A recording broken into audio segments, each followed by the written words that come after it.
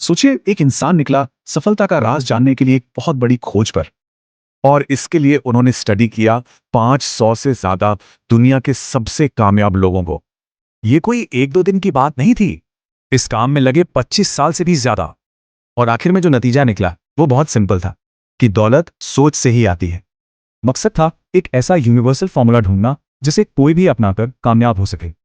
उन्हें मौका मिला एंड्रू कार्नेगी और हेनरी फोर्ड जैसे बड़े बड़े दिग्गजों से सीधे सीखने का। तो इस रिसर्च से एक बात साफ हो गई, कामयाबी किस्मत से नहीं बल्कि सही सोच और एक्शन से मिलती है।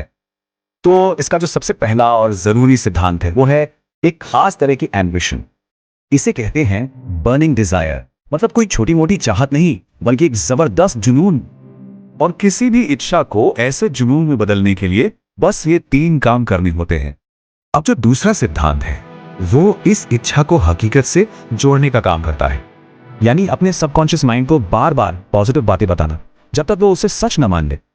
इसका मकसद है कि कामयाबी पर यकीन करना एक ऑटोमेटिक सोच बन जाए जिस पर कोई सवाल ही ना हो।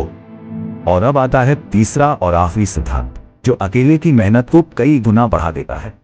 इसे कहते हैं द मास्टरमाइंड। ये एक अदृश्य तीसरी शक्ति बनाता है जो जबरदस्त क्रिएटिव पावर का सोर्स है। और इसे बनाने के लिए बस 2 चीजें चाहिए, अपने लक्ष्य से जुड़े सही लोग और एक साफ मकसद। जब ये तीनों सिद्धांत मिल जाते हैं तो हिल की पूरी रिसर्च का असली सच सामने आता है।